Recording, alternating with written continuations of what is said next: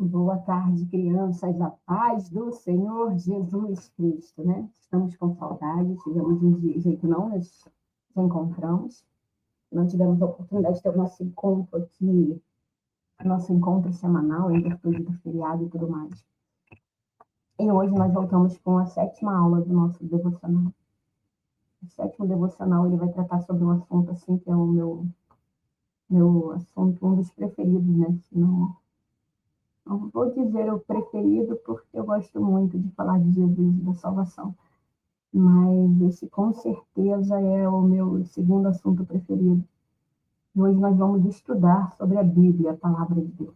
Então, senta, pega o seu caderninho, pega o seu lápis, que a nossa aula vai ser muito extensa. A tia vai tentar ser muito objetiva, mas nós temos bastante conteúdo hoje, e provavelmente esse vai ser um dos vídeos mais longos que nós vamos ter aqui no canal, nessa campanha de devocional. Se eu ver que está ficando muito longo, eu paro ele, a gente faz um segundo vídeo para complementar. Nós vamos correr para tentar fazer tudo num vídeo só. Amém? Então, vamos iniciar nosso devocional, a gente inicia orando.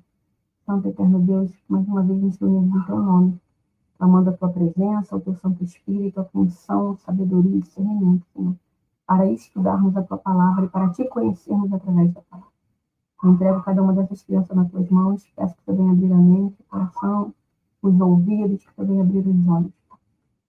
E de uma maneira especial, te peço que, se porventura existe alguma criança que está no nosso meio, Pai, ou que em algum momento vai ser alcançada por esse vídeo, eu te peço em nome de Jesus, que o Santo Espírito opere no coração dessas crianças, que elas verdadeiramente possam te conhecer e conhecer a alegria que o Senhor Jesus nos proporciona.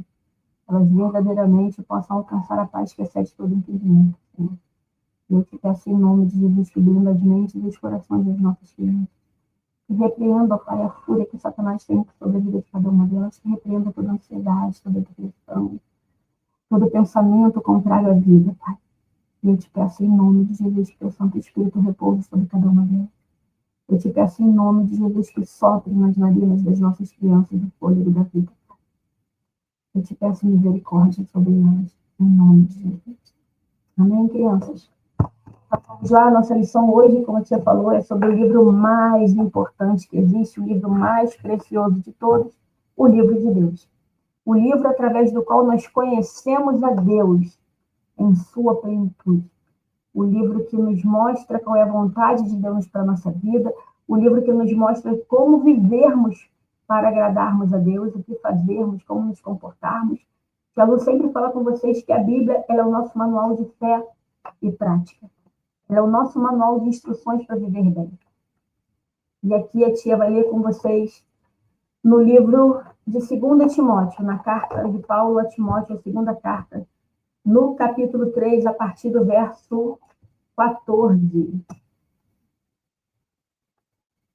Esse texto na minha Bíblia, que vocês sabem que eu uso uma Bíblia na linguagem de hoje, ele diz que a inspiração, o valor e a utilidade da Escritura de Deus. Esse é o título da leitura de hoje. E ela diz no capítulo 14, quanto a você, está se referindo a Timóteo, quanto a você, Timóteo, permaneça naquilo que você aprendeu e em que acredita firmemente, sabendo de quem você o aprendeu, e que desde a infância você conhece as sagradas letras que podem torná-lo sábio para a salvação pela fé em Cristo Jesus. Toda a Escritura é inspirada por Deus e útil para o ensino, para a repreensão, para a correção, para a educação na justiça, a fim de que o servo de Deus seja perfeito e perfeitamente habilitado para toda boa obra. Ao longo do nosso texto, a gente vai pedir também para dar uma olhadinha no livro de Atos, mas vamos nos atentar aqui o que Paulo fala para Timóteo. Timóteo, nós sabemos, né, o jovem Timóteo, ele foi uma criança ali criada por sua avó e sua mãe. Lloyd era muito temente a Deus e desde a mais tenra idade, Timóteo teve o privilégio de conhecer sobre Deus, de conhecer as Escrituras de Deus. Ele é pouco contemporâneo de Jesus Cristo. Então, ele ali tem muitas histórias do que Jesus fez, muito recente, narrada, né, por aquelas pessoas que conviveram com Jesus, que viveram aquelas experiências. e Timóteo ele se torna um discípulo de Paulo, muito jovem ainda, ele assume muitas responsabilidades. E numa das cartas que Paulo escreve a Timóteo, instruindo ele no seu proceder, né, na sua vida de jovem pastor, Paulo fala para ele sobre as escrituras, sobre a palavra de Deus, que ele tem que permanecer naquilo que ele aprendeu ainda quando criança, e naquilo que ele acredita firmemente. Então, nesse primeiro ponto, eu vai destacar que nós precisamos acreditar firmemente na palavra do Senhor. Eu sou uma pessoa que eu digo que ama Cristo, que aceitei Jesus como meu Salvador, que sirvo a Jesus Cristo, que creio na palavra, porém, eu separo a palavra de Deus. Isso aqui me convém, isso aqui não me convém, isso aqui eu creio, isso aqui eu não creio. Isso aqui dá para ser usado no dia de hoje, mas isso aqui servia para aquela época. Se eu começo a relativar a palavra de Deus, eu já não estou numa posição da qual Deus se agrada de mim, e não é questão de costumes humanos ou de doutrinas humanas, é questão do que a própria Bíblia fala sobre ela mesma. Então, aqui ele fala naquilo que acredita firmemente e sabendo de quem ele aprendeu. Ele aprendeu da parte de Deus. Aí sua mãe e sua avó foram os instrumentos na sua primeira infância, depois ele teve Paulo como discipulador, mas tudo aquilo que ele aprendeu de Deus. O que a gente aprende na palavra de Deus, a gente aprende a respeito de Deus, sobre quem Deus é, sua soberania, seus atributos, sobre seus propósitos, sobre seus planos, sobre o que ele faz, sobre o que ele vai fazer e sobre a vontade dele para a nossa vida. Então, Paulo deixa bem claro aqui para Timóteo, nesse primeiro versículo aqui, no versículo 14, e aí no 15 ele fala que Timóteo ele aprende desde a infância. E desde muito jovem, Timóteo conhece as escrituras, as letras, que são sagradas, e que essas letras, essa escritura pode tornar Timóteo sábio. Então, aqui nós temos mais uma promessa de que a palavra de Deus, ela nos orienta, ela nos edifica, ela nos instrui como viver bem, ela nos torna sábio. O que é sábio, Tia Lu? É inteligente, é ser dotado de sabedoria. A gente, quando fala, né, ensina sobre sabedoria, a gente sempre traz o exemplo do rei Salomão, de que tinham duas mulheres brigando por um filho, ambas as mulheres elas tiveram filhos, e dormiram, e quando acordaram, o filho de uma estava morta, o da outra estava viva, e daquele que estava morto, ela insistia que aquele vivo era o dela e que havia sido trocado durante a noite. E aquelas mulheres brigavam por aquela criança e levaram aquela situação até Salomão, e Salomão, conhecido como o homem mais sábio da história da humanidade, Salomão tentando resolver aquele caso, o que Salomão faz? Salomão fala assim, pega a criança, pega uma espada e vamos partir a criança no meio, vamos dar a criança para cada metade da criança a gente entrega a uma mãe. Então, crianças, a sabedoria de Salomão. Aquelas mulheres ali, uma fala que está tudo bem, que pode partir a criança ao meio, e a outra fala, não, de jeito nenhum, eu prefiro ver meu filho vivo com ela do que morto. E Salomão fala, agora eu sei que é a verdadeira mãe, entrega a criança para a verdadeira mãe, que ele fala que somente uma mãe teria essa postura. Tanto que a outra, né, a impostura que havia roubado a criança, trocado a criança que havia morrido, ela já tinha falado que tudo bem, que era para partir a criança ao meio. Então, a gente vê a sabedoria de Salomão diante de um caso que, tecnicamente, era impossível saber quem era que estava falando a verdade, qual era a mãe verdadeira, dotado de sabedoria, dada por Deus. Salomão ele tem a estratégia de usar essa condição de que a partir da criança ao meio para poder descobrir qual era a verdadeira mãe. Então, quando nós somos dotados de sabedoria, a gente tem estratégias para resolver situações. A gente consegue ver lá na frente, prever situações que vão acontecer no nosso futuro para que a gente possa evitar problemas e também para que a gente possa achar a solução para problemas. Então, aqui no versículo 15, a gente vê que é a palavra de Deus quem pode nos tornar sábios, quem pode nos dotar de sabedoria, Deus vai nos dotar de sabedoria através de sua palavra. E no versículo 16, ele vem falar para a gente que toda a escritura é inspirada por Deus. Quem escreveu? Esse texto aqui foi Moisés, esse foi Paulo, esse foi Neemias. Uma verdade absoluta, que nunca vai ser relativada. O autor da Bíblia é Jesus Cristo. É o próprio Deus na pessoa de Jesus, na pessoa do Espírito Santo. É o próprio Deus todo Criador. A gente vê lá em Gênesis 1, que quando Deus disse haja luz, né, o próprio Jesus era a luz. A gente vê que em Gênesis 1, quando Deus fala que o Espírito de Deus pairava sobre as águas, a gente vê ali a ação do Espírito Santo de Deus já presente, desde Gênesis 1, desde o início de tudo. Depois a gente vai ver João dizendo que Jesus é o verbo que fez carne. É aquela palavra que Deus deu, o haja, que era o próprio Jesus. E o verbo, que na sua ação se torna a ação da palavra, é toda a palavra de Deus, é toda a Bíblia. Esse verbo que a sua ação é a palavra dita. Então, a gente tem como consequência que toda a Bíblia, ela é o próprio Jesus revelado. Ela é o verbo que fez carne, revelado em palavra. Então, não existe dúvida. Se em algum momento você for perguntado quem é o autor da Bíblia, o autor da Bíblia é Deus. Não foi outra pessoa, foi o próprio Deus quem deu autoria à Bíblia. Porém, Deus, ele usou homens. Deus, ele inspirou seres humanos para transcreverem aquilo que ele precisava falar. Seja ele ditando, né, seja ele inspirando, através da ação do Espírito Santo, esses homens escreveram o que Deus falava, o que Deus entregava para ser escrito.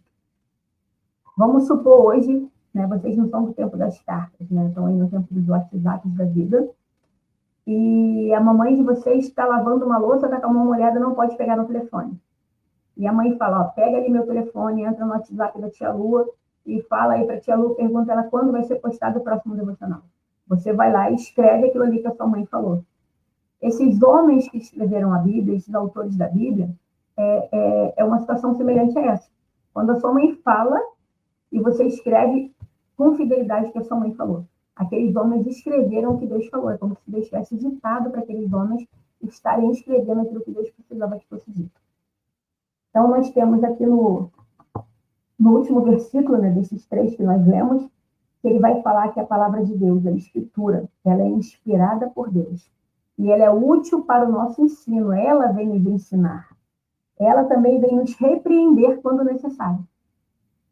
É muito bom sermos corrigidos por Deus através da sua palavra. Às vezes a gente dá uma vacilada, dá uma pecadinha, às vezes a gente está diante de determinadas situações que a gente agiu e não agradou a Deus.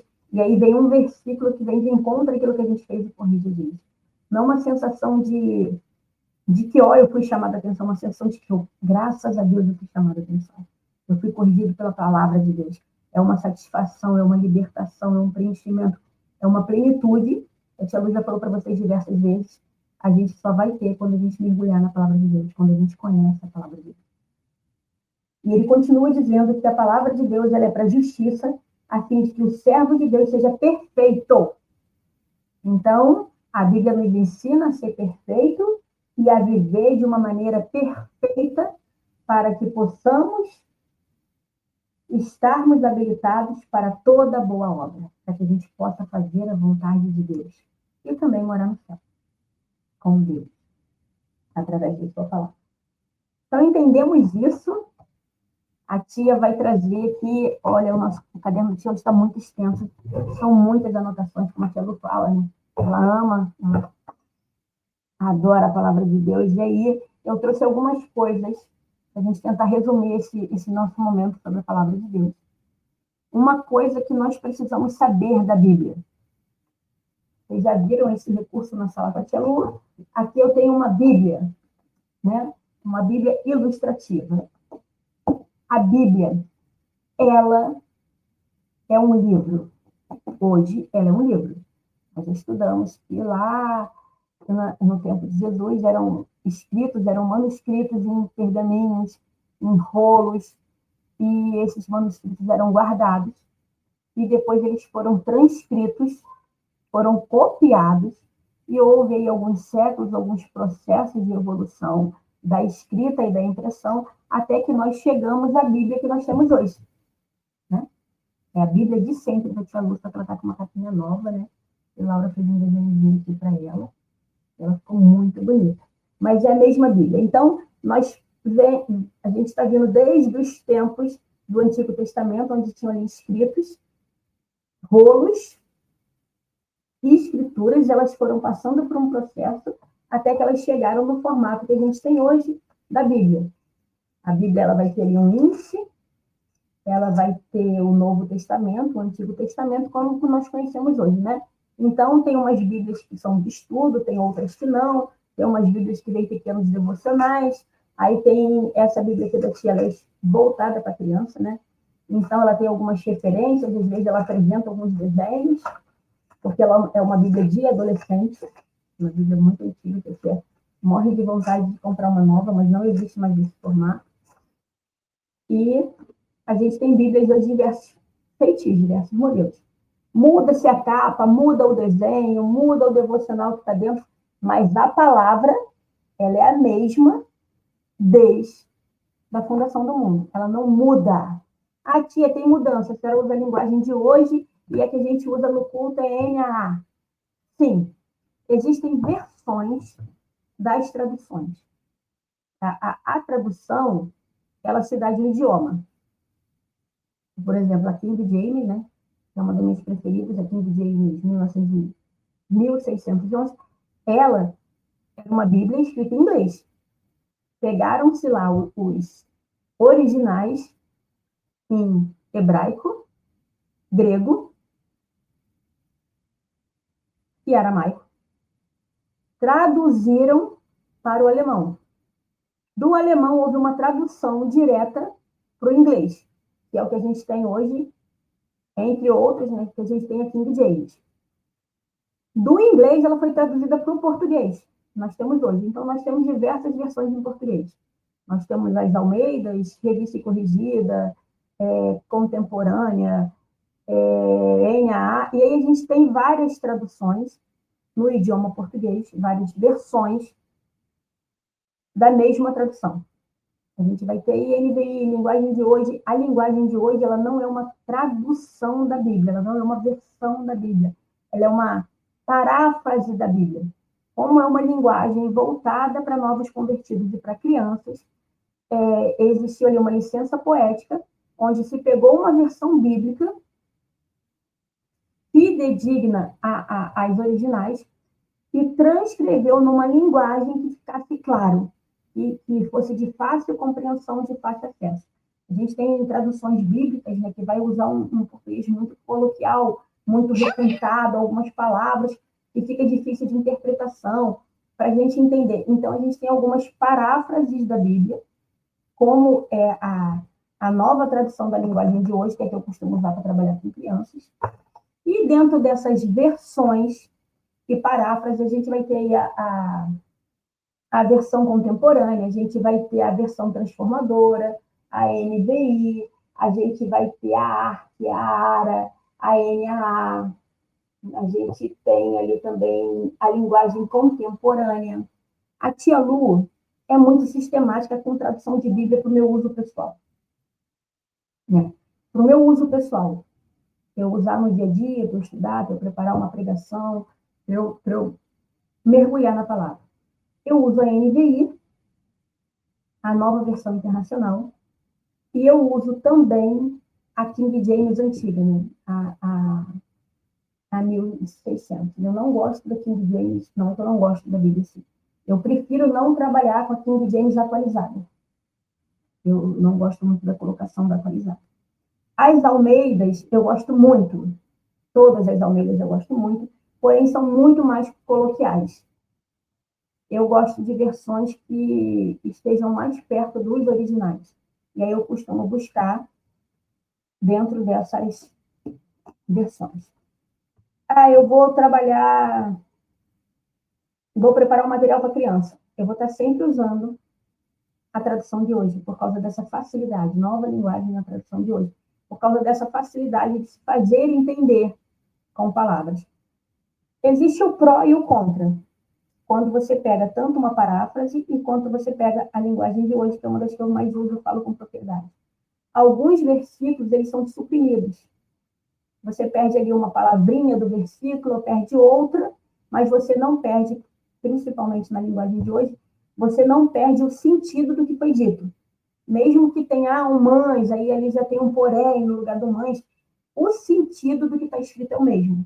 Infelizmente, hoje existem algumas versões, né, as chamadas versões contemporâneas, onde trechos da Bíblia foram suprimidos, foram arrancados fora. A gente tem uma versão, né? Não vou citar aqui qual é, mas tem um texto de Mateus que fala da salvação diretamente pelo sacrifício de Jesus, que ele foi arrancado da Bíblia, arrancado dessa versão. A gente tem aí hoje, em função de ideologias que são vividas na atualidade, Bíblias que foram pegas e reescritas para que determinadas ideologias se enquadrassem, porque se a gente pega um original da Bíblia, ele vai estar condenando determinadas atitudes, vai estar ali dizendo que aquilo ali não condiz com o manual de fé e prática que Deus deixou para a gente. E aí hoje, para que determinados grupos possam se enquadrar na palavra, não tem como se enquadrar. Então, eles vão lá e reescrevem aquela palavra, tirando aquilo que estaria incomodando determinados grupos. Então, hoje, quando se trata de escolher uma Bíblia para ler, a gente tem que tomar muito cuidado. A linguagem de hoje é muito bom para eu, Tchelo, trabalhar com uma criança. É muito bom para uma criança pegar e ler, que ela vai conseguir entender com facilidade. Mas tem outras versões, outras linguagens, que vão passar mensagens que não é o que estava no original da Bíblia. A Bíblia, ela começou a ser escrita lá no Antigo Testamento. A gente tem relatos, né, de textos bíblicos que foram encontrados em pedras, em pedaços de couro de animal, em folhas feitas de casca de árvores, e foi sofrendo todo um processo de evolução até chegar na Bíblia que a gente tem hoje. Em algum momento ela teve mais livros, em algum outro momento teve menos livros. A que a gente trabalha hoje ela tem 66 livros. A segunda Bíblia mais comum, a Bíblia católica, ela vai ter ali 71 livros. E aí, independente do processo que a Bíblia passou, Deus, na sua infinita magnidade, na sua infinita bondade e sabedoria, o nosso Deus, através do seu Espírito, ele preservou a palavra de Deus. Ela passou por diversos séculos, mais de 20 séculos, ela passou por diversos processos, por diversas culturas, mas ela se manteve digna, ela se manteve fiel àquilo que foi falado por Deus quando ela começou a ser escrita. Hoje, infelizmente, a gente tem vivido dias onde está tendo esse tipo de alteração.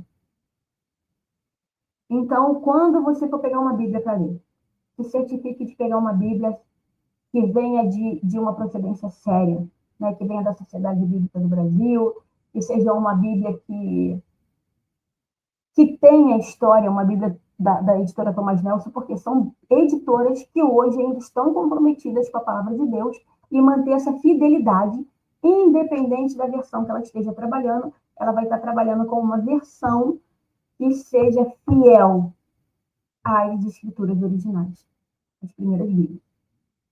Então, crianças, ó, a gente já avançou muito, que normalmente a nossa aula inteira, a gente está aqui na introdução dessa aula, mas eu creio que vai ser uma aula maravilhosa sobre a palavra de Deus. E agora a tia vai trazer para vocês a Bíblia. Hoje, a Bíblia propriamente dita. Hoje nós temos a Bíblia, que é um livro. Um livro. Mas, na verdade, a Bíblia não é um livro. Ela é uma biblioteca. Todo mundo aqui não sabe disso. A Bíblia é uma biblioteca porque, ao abrirmos a nossa Bíblia, dentro desse livro Bíblia, nós temos outros 66 livros dentro da Bíblia protestante, que é que nós usamos hoje. Nós temos 66 livros que são divididos em partes. Duas partes, o Antigo Testamento e o Novo Testamento. No Antigo Testamento, nós temos os primeiros 5 livros, chamado também de Pentateuco ou de Torá, que são os livros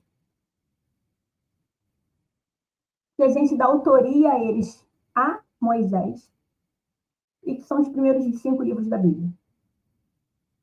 Seguido dos primeiros 5 livros da Bíblia, a gente tem o que a gente chama de livros históricos. São eles: Josué, Juízes, Ruth, Samuel, Reis, Crônicas, Êxodos, Neemias e Esther. Logo depois dos livros históricos, que contam a história do povo de Deus, a gente vai ter os livros poéticos, aonde vai estar Salmos, Provérbios, Eclesiastes e Cantares. Desculpa, Jó, Salmos, Provérbios, Eclesiastes e Cantares. Depois nós começamos com os profetas, que são divididos em duas partes. Profetas esses, dos maiores e dos menores. A aluna da Tia Lu sabe que não se trata de tamanho, se trata de tempo, se trata de vida ministerial daquele profeta, se trata do conteúdo apresentado por aquele profeta. Não é porque ele era mais velho ou mais novo, mas quando a gente separa os profetas maiores dos menores, se trata do conteúdo ministerial, do conteúdo profético que esses profetas apresentaram ao longo de suas vidas. E aí, como profetas maiores, nós temos Isaías, Jeremias, Lamentações de Jeremias, Ezequiel, Daniel. E os profetas menores, nós começamos em Joel, Oséias, Amós, Obadias, Jonas, Miqueias, Naum, Abacuque, Sofonias, Ageu, Zacarias e Malaquias. E aí a gente tem um intervalo na Bíblia, algumas Bíblias ela vai ter ali, duas folhas brancas, e a gente começa com o Novo Testamento. O Novo Testamento também é dividido por partes, nós temos os 4 primeiros livros do Novo Testamento, que são chamados de evangelhos, e ali nós temos os evangelhos sinóticos e o não sinótico. Evangelhos sinóticos, a palavra sinótica, ela faz referência à semelhança. Se nós pegamos o evangelho de Mateus, Marcos e Lucas, a gente vai ver as mesmas histórias nos mesmos evangelhos, contado de um pouquinho diferente, que é o que a gente chama de ângulo. Nós vemos a mesma história contada por um ângulo, por outro ângulo e por um terceiro ângulo. Cada um desses autores, ele mostra um desses ângulos. É a mesma história. Eles estão descrevendo a mesma coisa. Às vezes muda uma palavrinha aqui, muda um personagem ali, mas do contexto da história, o conteúdo da história é o mesmo. Nós temos o 4º evangelho que não é sinótico, que é o evangelho de João. O evangelho de João, que não é o João Batista, hein, gente? Por favor. Então, nós costumamos dizer que nesses 4 evangelhos, esses 3 semelhantes, que foram contados por perspectivas diferentes, eles foram contados com o objetivo de alcançar determinados pontos. Mateus contou o evangelho de Jesus Cristo aos hebreus, aos judeus. Marcos, ele conta aos romanos. E Lucas aos gregos. Então, a gente vai ver um evangelho que vai apresentar um Messias redentor. A gente vai ver um evangelho que vai apresentar um Messias esperado como um guerreiro para libertar aquele povo. A gente vai ver um outro evangelho que vai apresentar um Messias culto, um Messias que traz inspiração, porque cada um desses homens escreveu com o objetivo de falar do evangelho de Jesus para um povo diferente, para uma nação diferente. E o último, a gente costuma dizer que é o evangelho de João, o evangelho do amor, que é o evangelho que ele não vai narrar as mesmas histórias com a mesma semelhança que os outros 3 evangelhos narram, mas ele vai mostrar o amor de Deus, o amor de Jesus Cristo para conosco. E aí a gente costuma dizer que esse evangelho foi escrito para a gente, para a igreja de Cristo, né, de todos os séculos. Aqueles que vão conhecer a Jesus Cristo e vão ter o Senhor Jesus como seu único e suficiente Salvador. Acabamos aqui os 4 evangelhos, a gente tem o Atos dos Apóstolos, que é o livro histórico, e Atos de ação, atitudes, atos. Então, é o livro que conta as ações dos discípulos de Jesus após Jesus subir aos céus.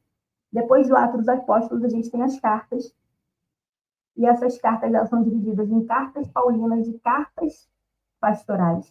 As cartas paulinas foram as cartas que Paulo escreveu a alguém. A gente tem cartas que Paulo escreveu a pessoas, como a que a gente leu aqui no começo do 2 Timóteo, e a gente tem cartas que Paulo escreveu a igrejas, e depois das cartas paulinas, a gente tem as cartas pastorais, que são cartas que foram escritas pelos servos do Senhor ali, para tratar de situações que deveriam ser tratadas. A gente chama de situações, cartas pastorais, por serem situações nas quais a igreja precisava ser tratada. E o O último livro que nós temos, que todo mundo conhece, né? Algumas pessoas têm medo de ler, aluno de aluno não tem medo de ler, que é o Apocalipse de João, ou o livro das Revelações. Então, a nossa Bíblia ela é uma grande biblioteca que composta por outros 66 livros. Amém, crianças? A palavra de Deus, ela é o nosso manual de fé e prática. Ela vai nos ensinar a viver, ela vai nos instruir como viver, e ela também vai trazer para a gente algumas comparações. Deus, ele usa a sua palavra para nos ensinar, para nos corrigir, nos exortar, nos orientar, nos consolar, nos confortar. Ele usa a palavra dele para nos fazer crescer, para nos ensinar o caminho para chegar até o céu e também para nos corrigir. A Bíblia, em diversos versículos, ela vai falar dela mesma. A gente vai ver um versículo aqui que depois em outra página, em outro lugar completamente diferente, a gente vai ver confirmando aquilo que foi falado anteriormente. Ela vai ver a Bíblia, ela se auto-explicando em outro versículo. A Bíblia, ela fala por si só. A gente não precisa ir lá para poder defender a Bíblia, não. E se a gente ler a Bíblia, se a gente estudar, a gente vai conhecer aonde a própria Bíblia, ela se justifica, ela se defende, ela se mostra, ela traz a prova daquilo que ela fala. E a gente costuma dizer que a Bíblia ela é comparada a determinadas coisas. E a tia Lu trouxe aqui algumas comparações para vocês verem da Bíblia.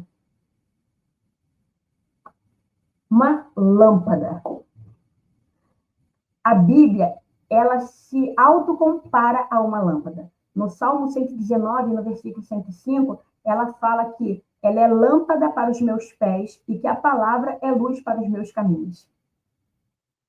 A Bíblia, ela se refere a si mesma como uma lâmpada. A Bíblia, ela é como uma luz que vai nos guiar pelo caminho que vai levar a gente até o céu.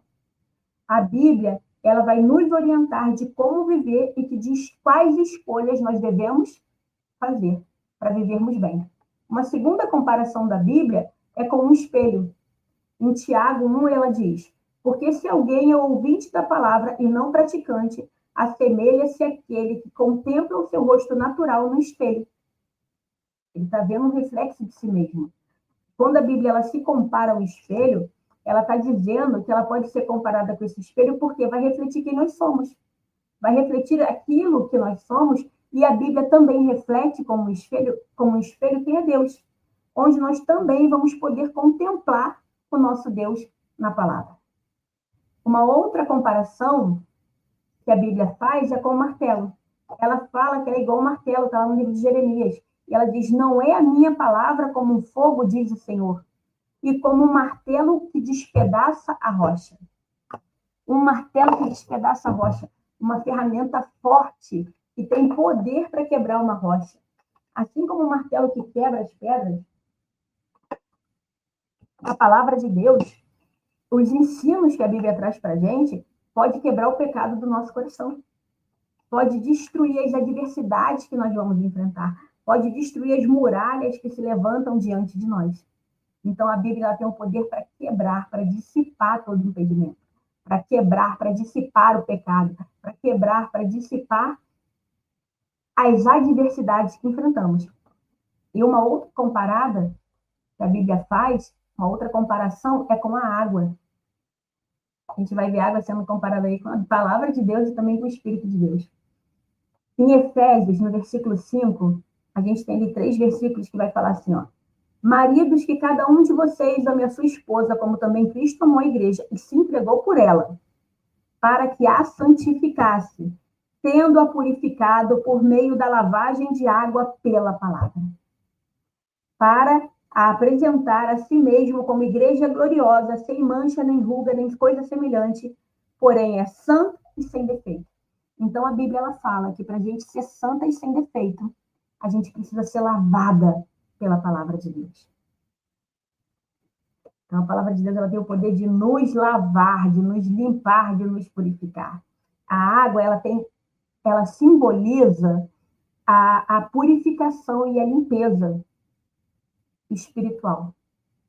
Ela vai simbolizar a lavagem dos nossos corações. A palavra de Deus, né?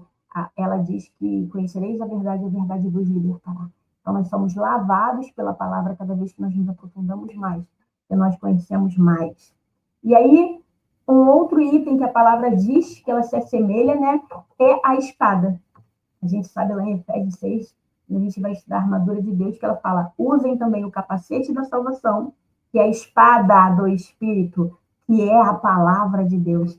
Ela determina que a palavra de Deus é uma espada, uma arma de ataque e uma arma também de defesa. A gente vê que quando Satanás ele tentou Jesus no deserto, Jesus venceu Satanás pela palavra. Jesus se defendeu do ataque de Satanás usando a palavra, e Jesus venceu Satanás usando a palavra. Quando ele fala para Deus se lançar, para Jesus Cristo se lançar do alto daquele pináculo e Jesus fala para ele, não tentarás o Senhor teu Deus. Quando ele fala para transformar aquelas pedras em pão, e ele fala, nem só de pão viverá o homem. Então Jesus ele vence Satanás através da palavra. Essa espada ela vai representar uma arma defensiva e ofensiva do Espírito, capaz de penetrar e revelar as intenções dos nossos corações. E aí, uma outra comparação que a Bíblia nos traz é o mel. O Salmo 19, versículo 10, ele vai falar que são mais desejáveis do que o ouro, mais do que muito ouro depurado, são mais doces do que o mel e o destilar dos favos. Então, o Salmo 119, ele faz ali uma referência ao mel também, mas no Salmo 19, no versículo 10, ele vem falar que a palavra de Deus ela é mais desejada do que ouro, que é uma das coisas mais valiosas do mundo aqui, do nosso mundo, porque a gente sabe que no céu o ouro a gente pisa até em cima, né? Forra-se as ruas. Mas nesse mundo aqui o ouro é muito desejado. E aí ele vem falar que a palavra de Deus ele é muito mais depurado do que o ouro purificado. Ele é muito mais doce do que o mel e o destilar dos favos de mel. Essa doçura que a Bíblia indica, que a palavra ela tem essa doçura, que ela causa prazer e sabedoria para aqueles que estão lendo. Então, quando a gente mergulha na palavra do Senhor, a gente que já teve alguma experiência de estar triste e começa a ler e é preenchido de uma alegria. Está preocupado com alguma coisa, começa a ler a palavra do Senhor e vem vindo aquela tranquilidade, aquela paz que excede todo entendimento. Então, essa doçura que a palavra de Deus nos traz, crianças. E uma outra comparação da Bíblia é a semente. A semente. A gente vê lá na palavra, né, na parábola lá em Mateus, no capítulo 13, que ele vai falar da semente. Nossa aula está ficando extensa, mas vamos ler que ele diz assim, ó. Assim nele se cumpre a profecia de Isaías, ouvindo vocês ouviram, e de modo nenhum entenderão. Vendo vocês verão, e de modo nenhum perceberão. Porque o coração desse povo está endurecido. Ouviram com os ouvidos tapados e fecharam os olhos para não acontecer, e vejam com os olhos. E se convertam e sejam por mim curados, diz o Senhor. Bem-aventurado, porém, são os olhos de vocês, porque veem, e bem-aventurados são os ouvidos de vocês, porque ouvem. Pois, em verdade, lhes digo que muitos profetas e justos desejaram ver o que vocês estão vendo, mas não viram, e ouvir aquilo que vocês estão ouvindo, mas eles não ouviram. Ouçam, portanto, o que significa a parábola do semeador. A todos que ouvem a palavra do reino e não compreendem, vem um maligno, arrebata-lhe o que lhes foi semeado no coração. Este é o que foi semeado à beira do caminho. E o que foi semeado em solo rochoso. Esse é aqueles que ouvem a palavra e logo o recebem com alegria. Porém, se não tem raiz em si mesmo, sendo de pouca duração, quando chega a angústia ou a perseguição por causa da palavra, logo se escandaliza. O que foi semeado entre os espinhos é o que ouve a palavra, porém as preocupações deste mundo e a fascinação das riquezas sufocam a palavra, e ela fica infrutífera. Mas o que foi semeado em boa terra é o que ouve a palavra e a compreende. Esse frutifica e produz de 100, 60 e 30 por um. Então, aquele que ouve a palavra de Deus e reproduz a palavra de Deus, ele consegue frutificar até 100 vezes aquilo que foi semeado no coração dele. Essa semente, ela vai ilustrar com muita capacidade a germinação no coração. Quando nós estamos ouvindo a palavra de Deus, que ela entra e que ela começa a crescer no nosso coração e começa a transformar a nossa vida, e a gente vai ver frutos que são dados pela palavra. A gente acaba chegando no fruto dos espíritos, né? Que nós vínhamos estudando aí nesse último mês, na nossa aula presencial. E aí, a gente tem aqui ainda outro símbolo da palavra de Deus, que é o fogo. A gente já leu esse versículo aqui em Jeremias 23, 29, que Deus fala: não é a minha palavra como fogo, diz o Senhor. Aquela palavra que queima, que é aquela palavra que vem de encontro ao coração, aquela palavra que faz arder em nossas vidas. Esse fogo, ele vai representar o poder que a palavra de Deus tem para purificar. A gente vai ver outros versículos, vai falar da purificação da palavra de Deus, que vai falar ali que ele queima, né, que ele refina a palha, e aí não só sobra cinzas, que ele refina o ouro no fogo, e aí fica aquilo que é mais puro, mais precioso. Então, esse fogo, ele vem representar, ele vem para purificar, para julgar, para queimar o pecado das nossas vidas, para queimar aquilo que nós temos em nossas vidas que não agrada a Deus. Então, a palavra de Deus, ela tem esse poder de fazer essa transformação em nós, de fazer arder em nossos corações. E aí a gente tem um pão, nosso pão ali tá de ladinho, né? Eu vou colocar ele meio assim, caso vocês não tenham entendido bem aí, ó, a nossa imagem. Em Mateus 4:4, Jesus, porém, responde, né? Está escrito, a gente falou desse versículo aqui, ó, no deserto, está escrito: o ser humano não viverá só de pão, mas de toda a palavra que procede da boca de Deus. Nós nos alimentamos da palavra de Deus, somos seres físicos e espirituais, precisamos de comida para crescer fisicamente, mas nós necessitamos da palavra de Deus para que a gente possa crescer espiritualmente. É o nosso alimento, é a palavra de Deus. O pão, ele vai simbolizar o sustento diário necessário para a nossa alma, assim como o pão material sustenta o nosso corpo. O pão espiritual, ele vai sustentar o nosso espírito. E aí, uma outra comparação que nós temos é com o leite. A palavra de Deus, ela vem falar para a gente, no livro de Hebreus, no capítulo 5, no verso 12. Pois quando já deviam ser mestres, levando em conta o tempo decorrido, vocês têm novamente necessidade de alguém que lhes ensine quais são os princípios elementares dos oráculos de Deus, passaram a ter necessidade de leite, não de alimento sólido. E a gente vê também lá em 1 Pedro falando sobre isso. Em 1 Pedro, no capítulo 2, ele falando sobre isso. Sobre aqueles que são bebezinhos e são alimentados com leite. Nós, cristãos, que vamos estudando a palavra de Deus, a gente vai buscando cada vez alimento mais sólido. A gente costuma brincar, né, no meio das X do Ministério Infantil, e todo bebezinho, a gente vai trabalhar o que? Arca de Noé. Aí chega mais tá maior um pouquinho, vamos trabalhar o quê? Vamos trabalhar o fruto dos filhos. Aí já está lá nos juniores, agora a gente já está trabalhando o quê? Os atributos de Deus.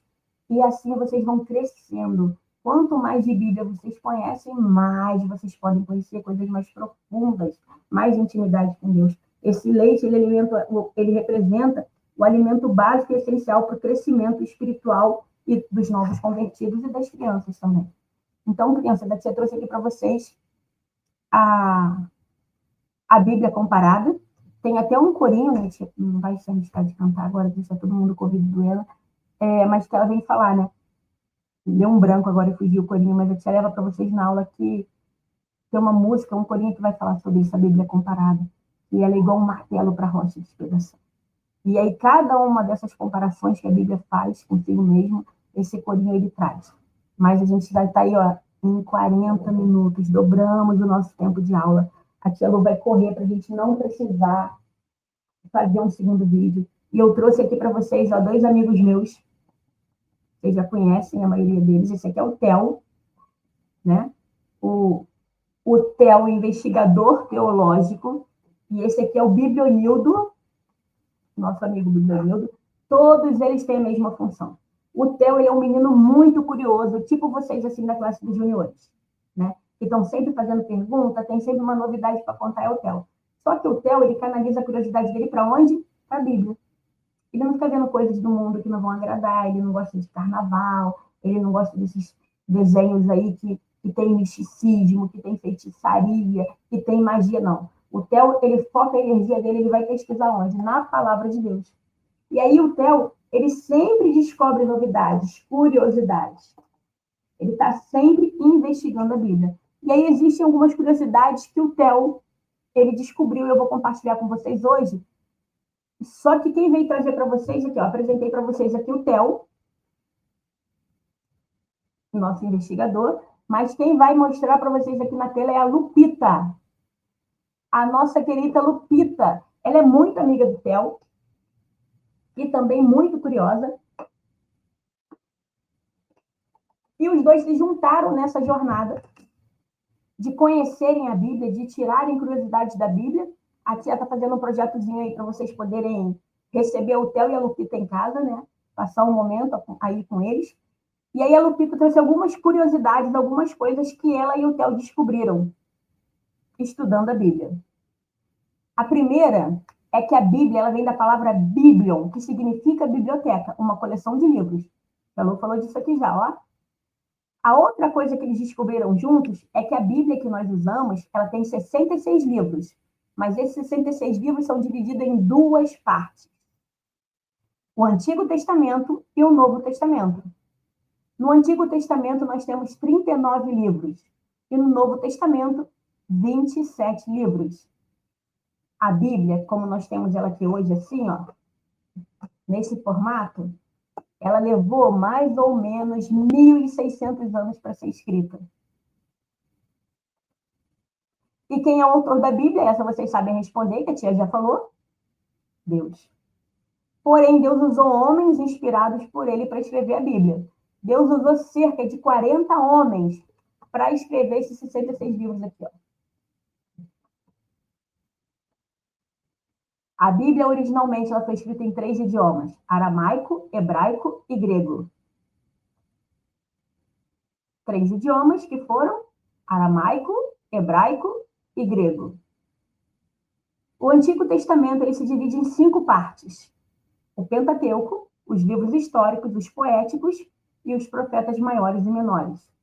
O Novo Testamento em 4 partes: os evangelhos, o livro histórico, as cartas ou epístolas e a profecia ou revelação. Evangelhos sinóticos e não sinóticos, as cartas paulinas e as cartas gerais.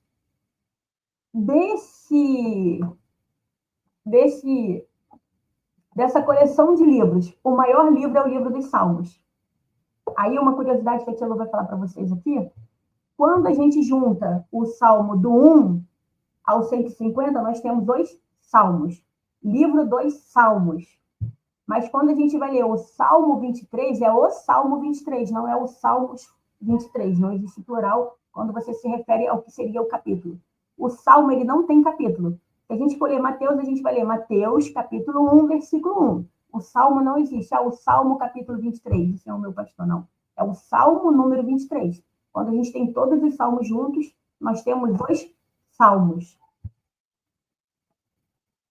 O maior salmo é o 119, o menor é o 117, e a gente costuma dizer que o livro central da Bíblia é o Salmo 118, porque ele vem falar da confiança absoluta em Deus.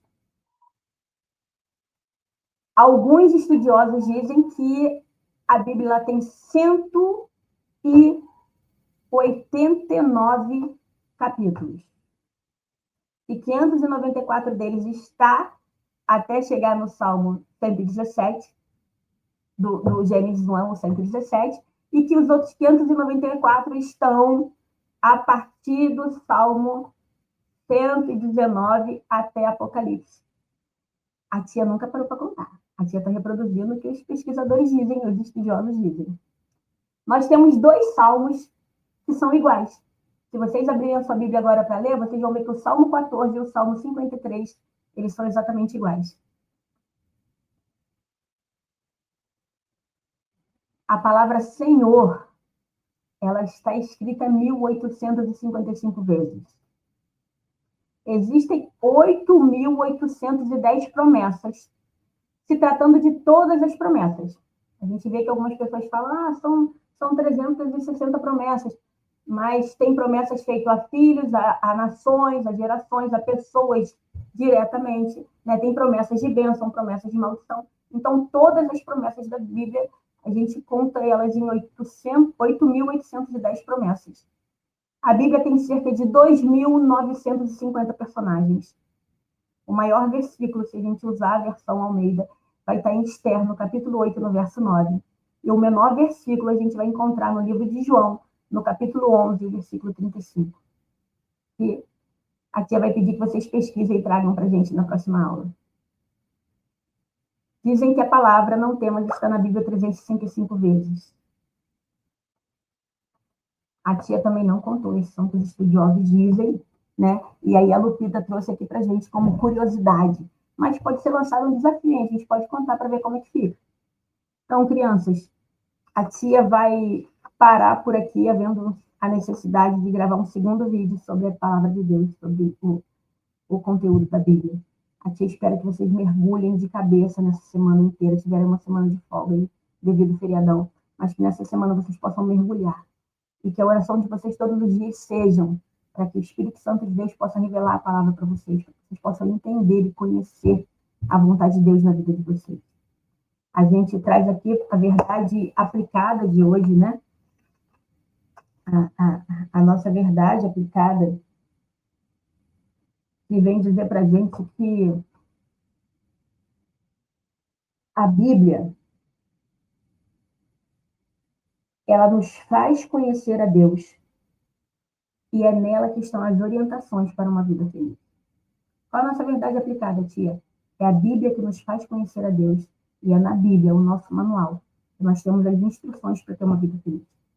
A Bíblia, crianças, é o instrumento de Deus para a nossa salvação. Jesus Cristo, ele é a nossa salvação, mas é através da Bíblia que nós vamos conhecer a salvação, o sacrifício da salvação de Jesus Cristo. É através da Bíblia que a gente vai conhecer o meio de nós crescermos como cristãos. A Bíblia é o nosso manual, é um manual todo-poderoso, é a espada do Espírito, ela é inspirada, infalível e inerrante e imutável palavra do Senhor. A Bíblia ela não erra. A Bíblia ela não precisa ser corrigida, ela não precisa ser mudada. Ela não tem nada para mudar.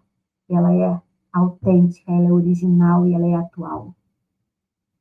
A Bíblia ela é a expressão da vontade de Deus para nossas vidas. A Bíblia, ela expressa a vontade e o amor de Deus.